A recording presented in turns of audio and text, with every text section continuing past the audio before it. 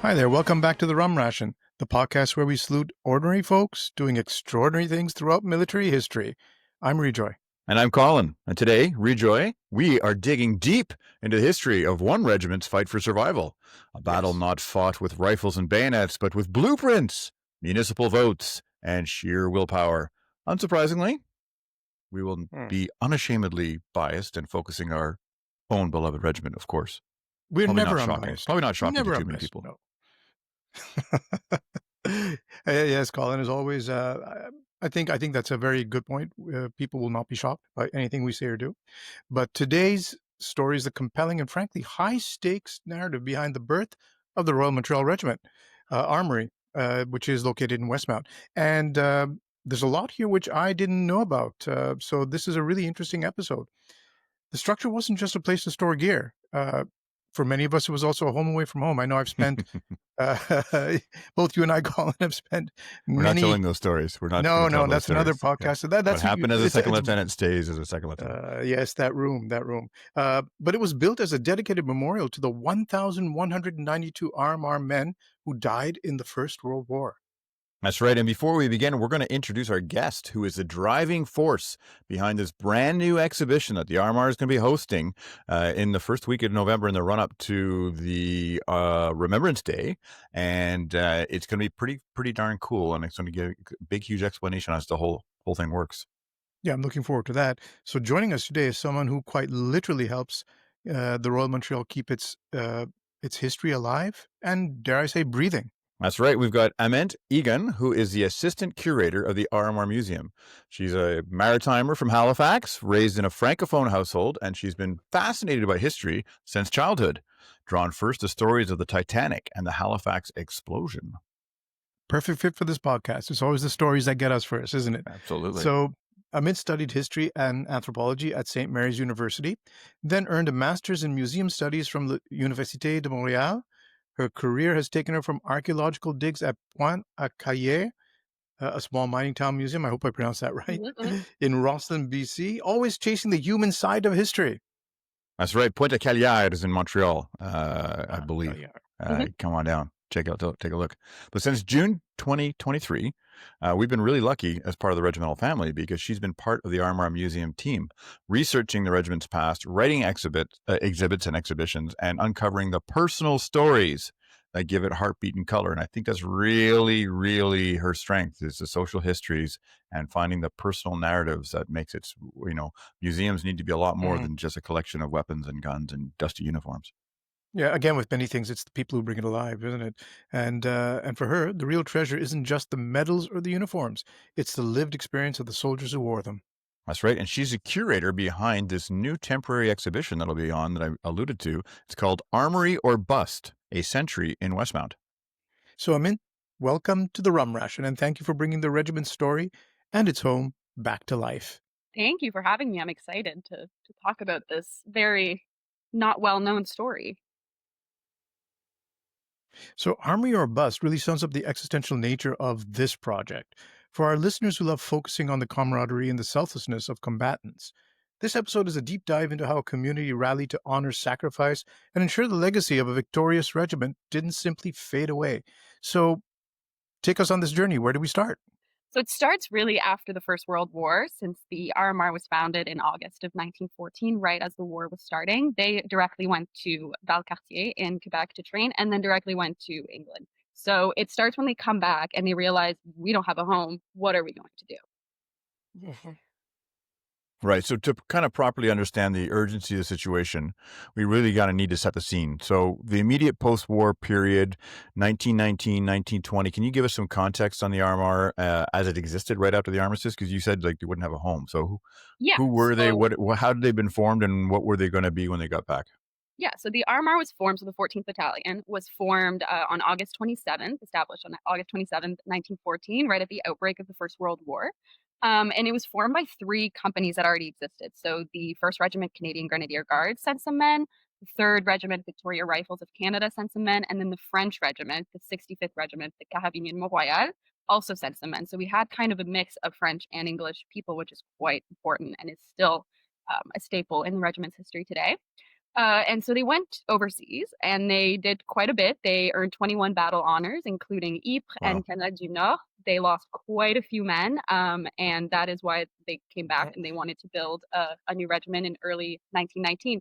But before the fact, they didn't really have anywhere. As I said, they were training in Valcartier. They went straight to Europe, so they didn't really have a presence in Montreal.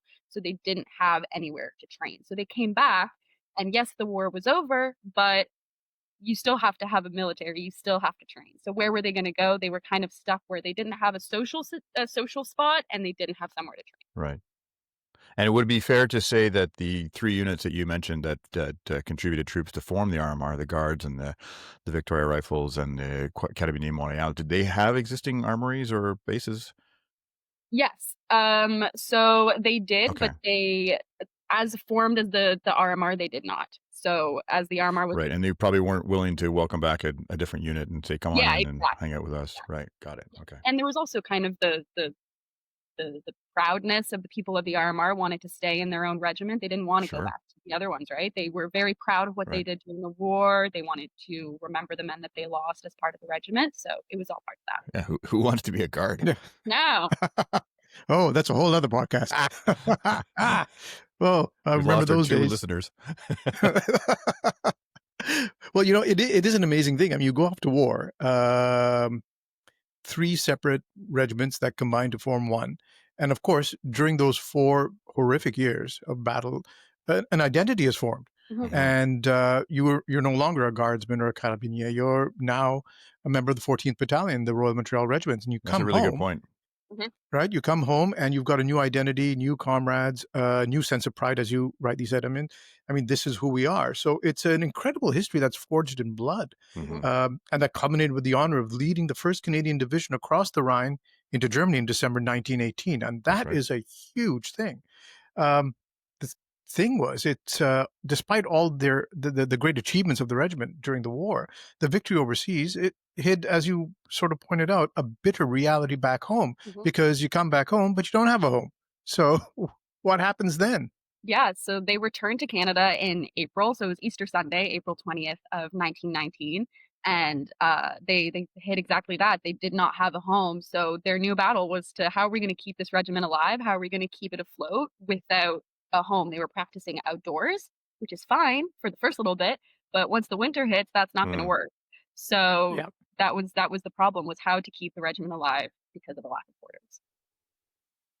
So, and I guess they were going to be squatters in other places or things, right? So how did this victorious, battle-hardened unit suddenly have no roof over its head? Like, where Yeah. were they operating out of temporarily? So right when they came back, 1920 is when there was an amalgamation of 2 regiments. So the 58th Westmount Rifles were a regiment that existed in Westmount separately to the 14th, and they were also formed right when the First World War started and went overseas directly. But they had training quarters in Westmount. Just to correct you there, sorry, I meant they Yeah. never went overseas.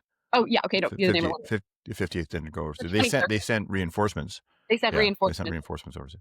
But they were Correct. Yeah. training here, and they were training at an armory in Westmount, and they had their headquarters in a old commercial flat. So in May of 1920, May 7th, 1920, there was an amalgamation where the 58th kind of formed with the 14th, and they took over the 14th's name, and the 14th then took over that commercial flat.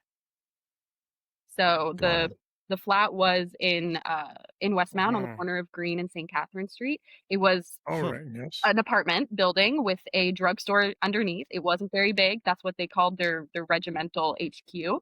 And for drill Uh-huh. practices, they were practicing in an old abandoned church on Stanley Street. Wow, that's crazy. And, So, like, right yeah. near where the Rogers store or something is it right now, I think there's there's some sort of phone company kiosk. That Yeah, used to be their headquarters. yeah, That's awesome. exactly. Wow. Communication is everything. Fitting. There you go. Fitting. Well, it's the age-old story, isn't it? I've got a car. You've got a house. Let's get married. So, yeah. so, so the amalgamation with the 58th Westmount Rifles, though, is absolutely crucial, Mhm. isn't it? So the 58th was created in September 1914 for home defense primarily. But as both you rightly pointed out, they sent out reinforcements during the war, right? But they never deployed overseas as a unit, Colin, as you mentioned, as a unit, the 58th Westmount Rifles, never were in France. Um, so why was merging with them so vital for the Royal Montreal Regiment? Well, it was to give their place in battle. So the 58th gave up their place in the order of battle to give it to the 14th, and the RMR had battlefield experience, but since they didn't have a perpetuation, they would literally not exist. So it was kind of a marriage of convenience in a way where they Mm. joined. They were all from Westmount. It was all kind of the same people that were all involved in these types of things. So to avoid the RMR from having to disband, they just kind of came together, and that way the RMR would continue to be rooted in Westmount where it started. So the Westmount Rifles, then they existed bureaucratically. Like the order of battle meant that they had a position. Like Yeah. order of battle sounds really dramatic. Yeah, it does. It's just civilians, It does. but basically, yeah, you've got you've got a place on the order on the Yeah, list. You've got an exactly. authorization. Yeah. But the RMR didn't, and so They the didn't. RMR, if they bureaucratically, they would have just. What a tragedy! I mean, thinks Yeah, they would just not. 6,500 soldiers went through the RMR to keep them whole in the First World War, and to have that just Yeah. disappear because of they didn't exist on a bureaucrat's spreadsheet. Yeah, Exactly. It's a great term, order of battle. I mean, I use that when getting to lines. I mean, order of battle, get behind me. No, so I think this is a great spot to pause for a second. And I mean, I don't know if you're familiar with our fantasy sponsor segment. course. That is a listener favorite. And this episode is unofficially brought to you by Last Parade Spiced Rum, the perfect drink for when the march is finally over and the mess is mercifully open. bold notes of oak, smoke, and faint regret. Aged just long enough to forget who was on duty. Whether you're polishing boots or polishing off a bottle, Last Parade Spiced Rum reminds you discipline ends when happy hour begins. Last Parade Spiced Rum. Fall in for flavor. Excellent. Yeah, these are pretty bad, pretty corny. But hey, if anyone wants to end these and give us a real sponsorship, we're willing to do that. We're actually, I think that's why we should take it, Rejoy, as more of a hostage situation, right? Like we'll keep doing this unless you actually give us money to stop. Yes, we will force you. All right, so thank you so far. I mean, if I understand, the scene is set here. We've got a decorated regiment relying on temporary substandard facilities. You got a headquarters in Westmount. You've got the main troops are forming up in the Presbyterian church somewhere off on Stanley Street, so they're not close to each other. They're not connected. But the RMR really, it needs to keep its identity alive, and they've secured that through a local merger with the 58th Westmount Rifles. Through that marriage of convenience that you described. So why don't you talk about the man who stepped up to lead the charge for a permanent home for our regiment? Me? There's another line here. That's all right. Okay, I'll just keep going. Okay, so the man who really, really did it all was at the time Lieutenant Colonel Charles Basil Price.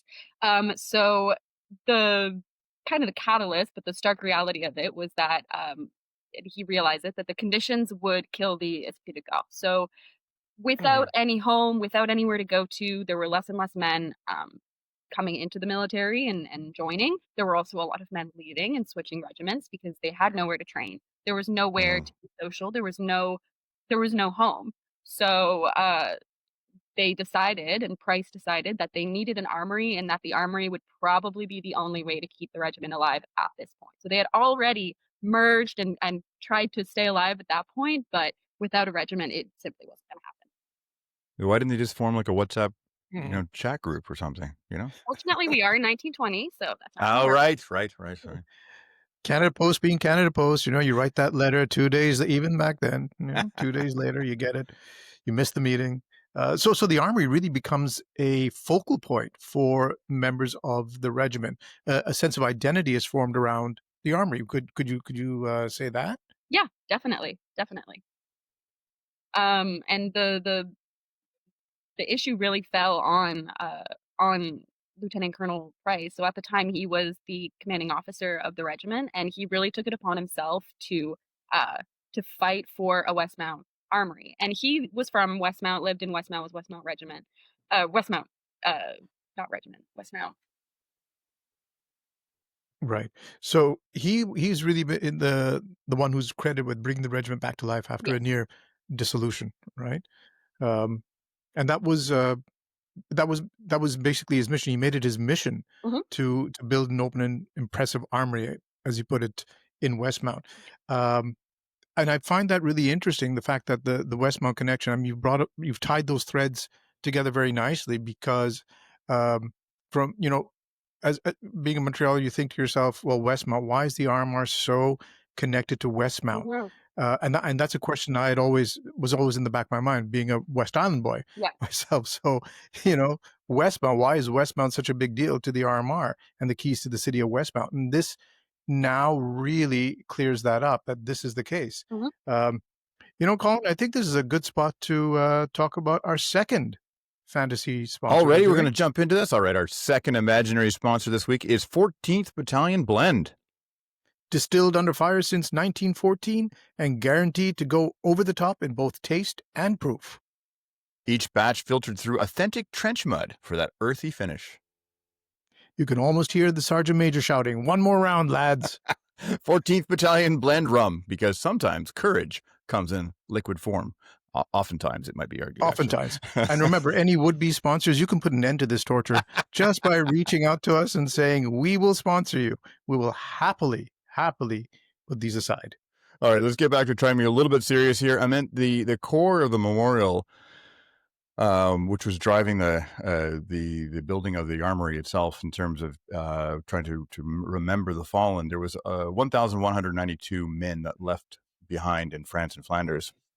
How did Price and his backers, how did they frame this massive undertaking to the community? Basically, the campaign was framed as being to honor the men that they lost. So the armory was to be built as a memorial itself. The entire building is a memorial to the men that we lost in the First World War and ultimately in the Second World War as well. So when they were starting to decide what they were going to do, they said, okay, it's going to be intended to commemorate these men that we lost. And with the honorary colonel, Brigadier General W.O.H. Dodds, they began a campaign and started the Westmount Armory Association. That would basically be a group of people from Westmount and from the regiment. So that also connects the two communities that would work together to try to get the Westmount Armory built for as a memorial. Right, and that okay. So two things here to unpack, if I understand correctly. So they were. I don't want to bring discredit or make it seem underhanded in any way, but clearly they're taking advantage of the fact that the emotional draw is. I mean, the wounds are still very raw. This is a couple of years after the war, like 2-3 years after the war's ended. Most families have lost people. Everyone knows someone who's been lost or wounded or hurt. I mean, surely on the streets you're going to see visible reminders of just men with missing arms and limbs and disfigured. So that emotional appeal to honor the fallen is certainly going to resonate. Yeah. And the second thing I just want to mention is that the Armory Association, which was started, still exists today. It's been renamed as the RMR Foundation, and it is a charitable arm of the regimental family that helps to perpetuate the memory of those who were lost in both World Wars and to support all members of the regimental family in any way they can. So it's amazing how that legacy continues forth as we go forward. And I think something to keep in mind also is the men that were fighting to have this armory built. So Price, Dodds, these were people that fought in the First World War alongside these men. Right. Price, for So example, it was personal. It was personal as well. It was personal. completely Yeah. personal.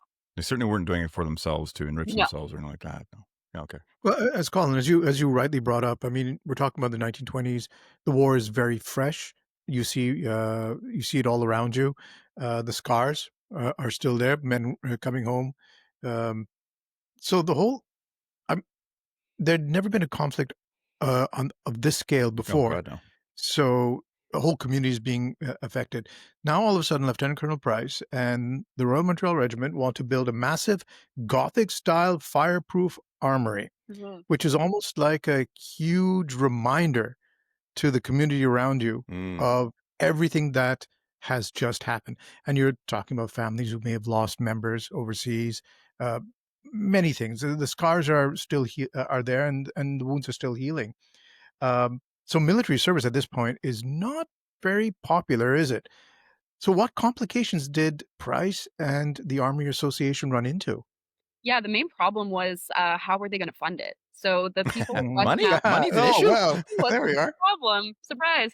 So the people of Westmount they had 2 main problems. A was because, as you said, military wasn't very popular. They were worried about having such a huge military building in the middle of their town, and they were scared that it was going to Mm. bring down the value of their homes. Uh, Oh. Scared that Oh. it wasn't going to Hmm. look like the rest of the city, and they were scared it was gonna stick out like a sore thumb. The other Yeah, the mailbox is gonna be different from our mailbox, you know? Exactly, exactly. They were very accustomed to how their neighborhood looked, and they did not wanna get rid of it. And the other problem was, of course, the money. So, how much is this gonna cost? Is it gonna cost us taxes? How much does it cost for them to have this piece of land? So these were all problems that they were wondering. And because the military wasn't really that popular, a lot of people said, "Well, we've already had a war. We don't need to do this again. It's not gonna happen again." That's right. It's a Unfortunately, war to end all wars, right? Yep. Yeah, so that's right, yeah. Wow. Okay. So, yeah. Okay. You got big money. War is less popular. Everyone wants to kind of demobilize and get on with their lives, and yeah. they just don't really want to be the constant reminder in their face. They're worried about projecting, 80 years into the future and having people like Rejoy staggering around outside the armory and lowering their property values. I get that. That's a real concern. It's a real concern. But how did guys like Price and Dodds and the whole Armory Association, how did Mhm. they assure Westmounters that this wouldn't be a burden to the Westmount taxpayers? Yeah, so they were quite vocal in the newspapers. They were putting out quite a few different ads talking to the people of Westmount because this was a real problem. So Price stated multiple times the armory would cost nothing to the city. The plan was quite intense and complex, and me being bad at math, it is a little bit hard for me, but I understand. So the plan was that the city of Westmount would lease the piece of land, so the land on St. Catharines, where the armory stands today. They would lease it for 99 years at $1 per year. The Westmount Armory Association that we mentioned was formed in early 1924 to handle the financials, and they were tasked with going to the Sun Life Assurance Company of Canada and borrowing $143,000 for the armory. The government of Canada would then agree to pay the association an annual rent to cover the loan's interest and the sinking fund of 20 years. And the armory also put in their entire regimental fund, which was $1,600, towards it. Mhm. So they gave up everything. They put everything that they had towards this because they knew that it would be worth it. And the collaboration allowed for military and civilian leaders to build a lasting relationship within the Westmount Armory Association. You had political people from Westmount, you had military guys in the association. It was really a mix of everybody working together. So they really put Interesting. all their eggs in one basket, didn't they? Yes. So to financially. Yeah, and those eggs, I just looked on the Bank of Canada inflation calculator, as Rejoy and I love to do, to put things in context here. So 143,000 you mentioned. That's basically just shy of 4 million. It's 3.98 million Awesome. bucks in today's dollars, according to yeah. That's a lot Wow. of money. And that's just keeping things equal, but I'm pretty sure it'd be a lot more because I'm pretty sure your average carpenter gets paid a bit more, Hmm. even inflation adjusted, than they did back then. So Yeah, yeah, wow. correct, absolutely. I mean, that's that's really a real feat of financial engineering, Yeah. if I say so myself. But aside from the monetary part of it, Lieutenant Colonel Price also used a very human argument to win over this skeptical community, right? I mean, Hmm. bunch of homeowners, very protective of their neighborhood. Hmm.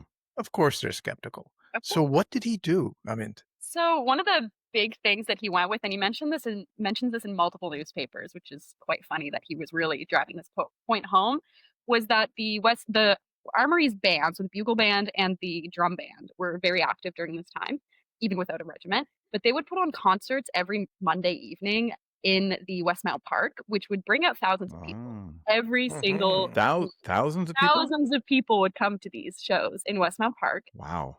and it was No extremely TV, no popular. radio. Yeah, it True. was yeah, exactly. It was very much part of Westmount's, like, traditions and everything, and Price knew that without a regiment, obviously the regiment would die, which would also include the band. So he would tell people of Westmount in newspapers, "Well, if you don't vote for an armory, you're not getting the band. The band's not gonna exist. What are you gonna do?" Interesting. That was how he was getting people to say, "Oh, well, maybe this is not just a regimental problem, it's actually a problem for the entirety of the city." Oh, wait, this could affect me personally. So Exactly. maybe, Aha. so this is, it's not going to cost me anything, and I'll still be able to keep seeing the band. And maybe Yeah. they'll have an armory so they can put concerts on inside as opposed to being outside in December. He was very smart. So in that's the kind way. of brilliant. Changing the tact a little bit instead of just tying the regiment's survival to not just national defense issues, but to local community life and Yeah, leisure. you will So regret when Never did heard the of that public? before. Yeah. Pardon me? So go ahead. You won't regret it, she said. Yeah. Oh, you won't regret it. Yeah, absolutely. When did the public finally give their official approval, and how did it go about? Yeah, so they had this series of meetings and votes for this. So in February of 1924 is when they had the first meeting, February 7th, 1924. And this is a meeting that was quite important because they did have Sir Arthur Currie show up and talk to Sir Arthur Currie Yeah. Whoa. from We know him. episode 23 of the Rum That's Ration right. podcast. Like and Yes. subscribe. So he showed up to this meeting after Lieutenant Colonel Price invited him, along with a whole bunch of other military people and political people. The meeting was held in Victoria Hall, and they talked with the people of Westmount homeowners and said, "Hey, we need an armory." Arthur Currie talked to them and said, "Why don't you have an armory?" And the people of Westmount were like, "Okay, well, we can talk about this. We can vote about this." So in June of 1924 is when they had this big vote. It incorporated other things. They were also voting on a playground in Westmount and on the rebuilding of Victoria Hall. But the most important one was the armory, in my opinion. Well, And this vote was actually In our opinion, yeah. We're not biased, though. We're not biased, though. Not at all. No. The vote was the Everyone loves a good largest playground. turnout Come on. in Westmount at the time, so they had quite a few people show up to this vote, and the results were overwhelmingly positive, luckily. So the armory lease passed with 683 yay votes against only 55 nay, which is pretty important and pretty interesting when you also see how people were were criticizing this idea in the newspaper. You had quite a few letters of the editor that would come in saying, "We don't want this armory. I'm not voting for this armory. Why are we getting this armory?" So the fact that it passed with such a huge percentage is quite impressive. That's huge. So I hadn't realized guessing- they were that strong. Yeah. I knew it passed. I didn't realize it was that overwhelming. Yeah. That's Well, impressive. there were probably 55 letters to the editor saying, Oh, there were so many. "We don't want this armory." Yeah, probably. Same guy. Same guy. Yeah. One guy, actually, 55 votes. So the public had spoken, giving the RMR the green light to build Canada's only municipally supported armory. I didn't know that. So that's another big first for the RMR, isn't it? It is, and the funds were secured. Sun Life really backed us pretty hard there, and then the land was leased from the city of Westmount on St. Catherine Street for a pretty princely sum, which I think Amynte can probably tell us about. But how quickly did construction commence?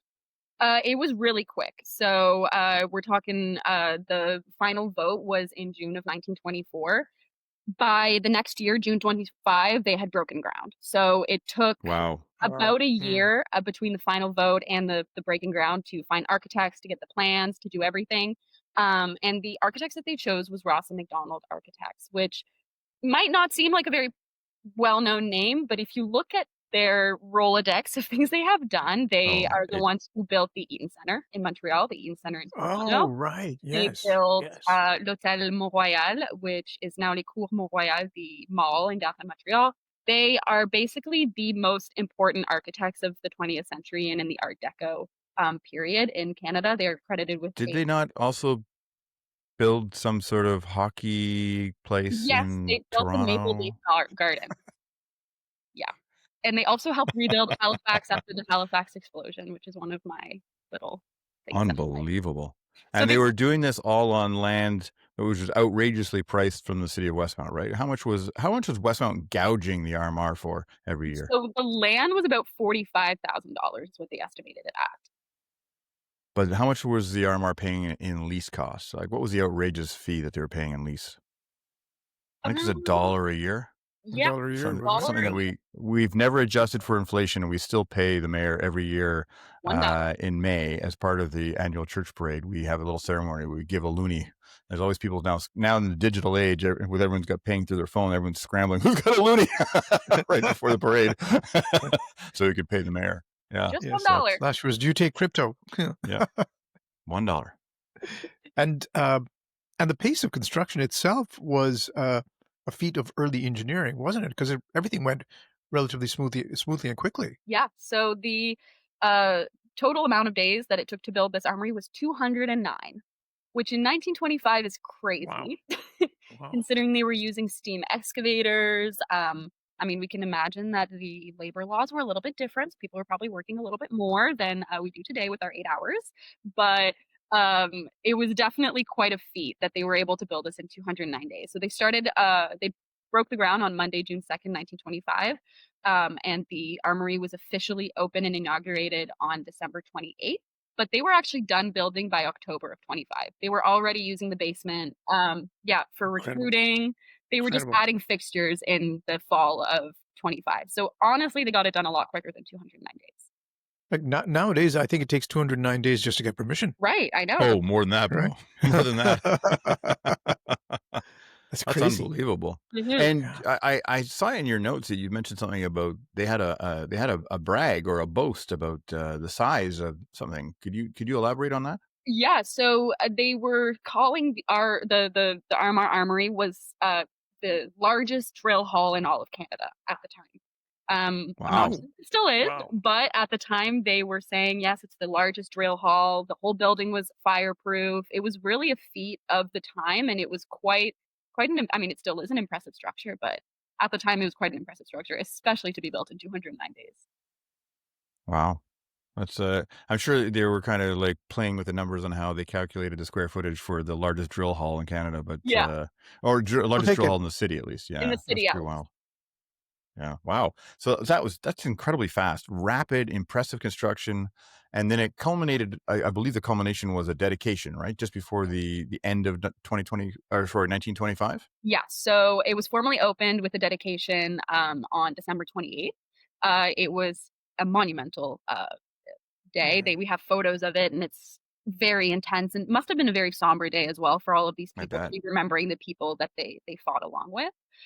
Yeah. But one of the really cool things is that it was opened by the Minister of National Defense at the time, who's Honorable E.M. Macdonald, and Major General E.C. Ashton and Lieutenant General Sir R.E.W. Turner was also there. So they had quite big guests, along with the Arthur Curry being there at the meeting, like very random. But pretty big guests who were coming and opening this. So it was quite a day, I can imagine.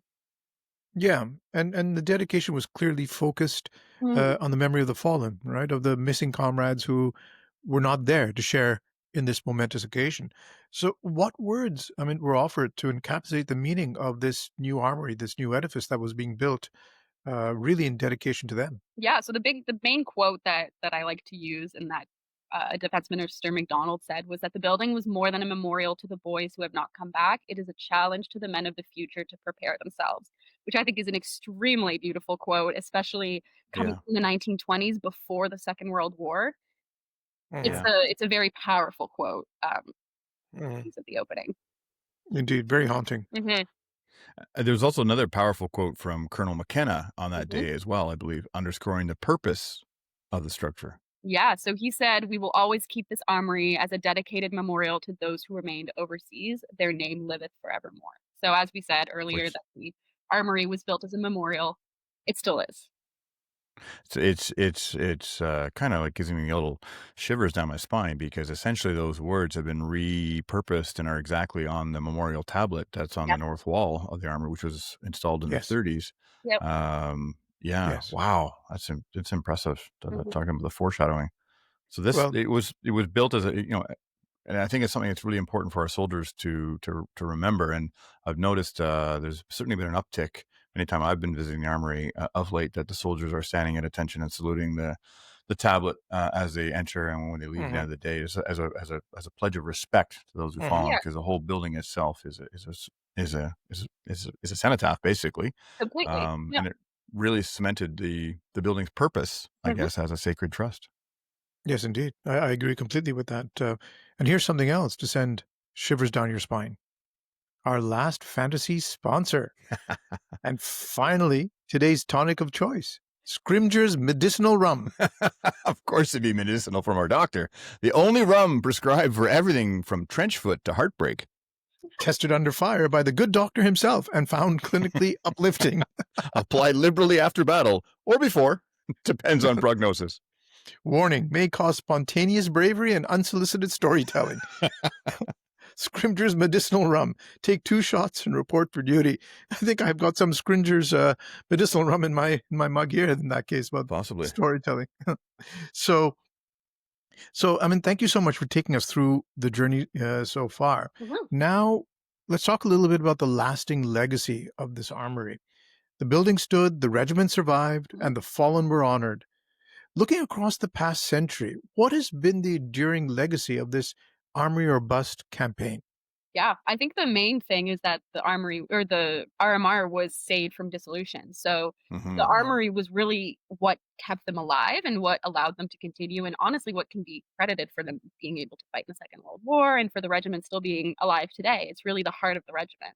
I will also add a little something for the quote "Armory or Bust" is a quote directly from Price. I did not come up with that myself, but he would commonly quote this when he was talking about saving the armory in newspapers. He would always say, "It's armory or bust. It's armory or nothing. We don't exist if we don't have an armory." So that was really what happened, and it's very much a community pillar now with Westmount, as it always has been since 1925. Well, speaking of which, how has the RMR then kept its promise to keep the doors open to the community, as Price suggested or indeed promised that they would?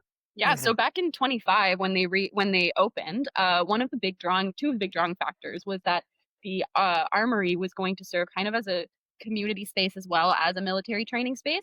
So they had badminton courses and they had clubs. They had a bowling alley in the armory. There was a 2-lane bowling alley that no longer exists, unfortunately, but it was a huge draw for people that in the newspaper they would say, "Oh, well, come bowling, come to the rifle range, come play badminton."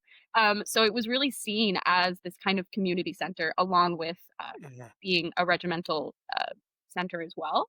They had parades, dinners, events, galas, balls, and they had a whole bunch of different people invited, such as royals and generals. There's been a lot of important people that have stepped foot in the building.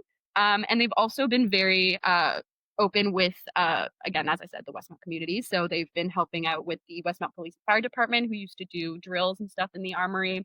Red Cross donation clinics have happened there. Boy Scouts, Cubs, any type of cadets will use the space as well. And there's also been a very strong community, like women's community in there. So during the Second World War, you had the wives of the men who went to battle, who would congregate in there and kind of do their crafts and do their activities to stay sane. And then they would also do sports, so badminton, different community groups like that. So it stays pretty strong. And even today, I think you've got community groups who are using it. I think there's after-school programs in there. There's the local school that uses it. Yeah, so it's impressive. I think the CO told me at one point there's like a couple of thousand people a week who are using that armory. So it's pretty impressive. A couple thousand a week. That's that's quite impressive, actually. Yeah. And that tradition seems to have continued on during time. I think that's one of the beautiful things about it. But the armory also served a critical function in during national crises as well, right? So, I mean, can you tell us a little bit about you mentioned in passing earlier on about the Second World War. So, what did the armory? What role did it play during the Second World War, and after that, the ice storm, the infamous ice storm, as well? Yeah, so during the Second World War, it was being used for training. So anybody who was on the home front was training at the armory and outside in the park and around. But as I mentioned, it was also very, very important for the women's committee. So the wives and the daughters and the girlfriends of men who were overseas would come and have activities, and they would have dinners. One of the really important things that they would host was a Christmas party for the children of the men who were overseas. Oh, right. We have a lot of photos of all these kids in the armory celebrating Christmas the best way that they can if their father's overseas. And for the ice storm, in 1998, for the ice storm, the regiment served as a headquarters for a company of the Royal Vendeurs who came from Quebec to help with all of the ice. So they were in there. So it was quite an important hub for that as well. Yeah, and even before that, I can say, because I was there in '98 for that ice storm, and before the Vendus arrived, the RMR themselves mobilized there just under the commanding officer who his he just took the initiative to help out in Westmount, and we were not wandering around. we were going around with purpose. There go those property values. There you go, to help local Westmounters. So they're pulling off branches to be able to free up some cars, be able to open up emergency crash routes and all that kind of stuff. So we were already operating out of there for a couple of days. And I can also tell you that with only 2 shower heads, I think it was, that were operational at the point, you could smell the Armoury about a block away by the time you got close to it after a while. There's a lot of hot, unwashed bodies in there for a while. So, wow. So, I mean, really, the Armoury has gone from literally being a memorial to the past to really being a hub for future training and a fortress, I guess you could say, for community resilience and social gatherings. Yeah, it really has. It remains as the main training place for the RMR, and it's still also used by Westmount. So we have a museum there now. The museum's been open since 1974, so we host exhibits. The only museum in Westmount. The only museum in Westmount. And so we host exhibits talking about the very, very colorful history of the unit. They also host Canadian citizenship ceremonies, which is quite special for the regiment to be kind of the first place that these people become Canadians in. They also are the home for 2 local cadet units, so the number 1 Montreal West Air Cadet Squadron and the Royal Montreal Regiment Army Cadets Corps. So they also practice there, which kind of helps usher in a new generation of people who want to join any type of cadet or armor. Well, it's also been 30 years, I think, this year since the Signals Regiment, the 34th Regiment de Transmission are in there now too. Yeah. No, that's right. That's right. Well, I mean, thank you so much for taking us on this journey through the RMR's history, the history of the Armoury, and it's been really fantastic to understand the history behind the building, and it gives us a little more insight into our own regiment. I think that's absolutely wonderful. You've been an absolutely amazing guest today.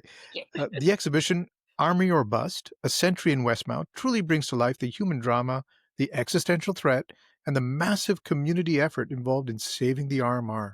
Yeah, it's fun, and it's interesting to see how one of the RMR's biggest battles was actually in Westmount. Yeah, to stay alive. You're absolutely right. And I meant, why don't you give us a nice plug for your exhibition that's coming up, the Armory or Bust? So when, where, how can people get there? How much does it cost? That kind of stuff. So it's free, and it will be. I know, that's the best price. It will be open from November 4th to November 11th at the Westmount Armory, from 10 a.m. to about 5 p.m. Perfect. And we'll be able to get some details on royalmontrealregiment.com and that kind of stuff? Yes. All right. And we'll also publish it in our show notes here. So, wow. Thank you so much, Amynte. Really appreciate you coming in. Rejoy, we're pretty lucky here. That was an incredible account. The selflessness of those men, like Price, like he really threw himself into that. Talk about dedication, right? Yeah, and the community's dedication as well. Like Westmount stepped up to honor the sacrifice of the RMR. It's really, I find it quite inspiring. Yeah, I agree. I mean, it's incredibly inspiring, and what a wonderful story, especially for times like these that we're experiencing now, where you see community coming together and just giving back all around.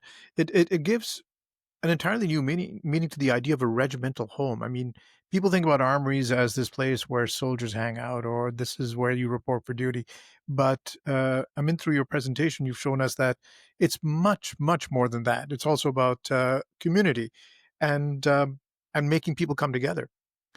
Well, that's all that we have time for the Rum Ration today. We raise our glasses to Major General Price, the Westmount community, and all those who ensured that the RMR's glory never dies. That's right. Join us next time for more stories, perhaps not just about the RMR. Maybe we'll branch out. I think we've got some other ideas coming up. We've got some cool stuff coming, but there will definitely be some RMR bias there. But there'll be definitely more stories of the extraordinary from the archives of military history. Cheers to history. Cheers to history.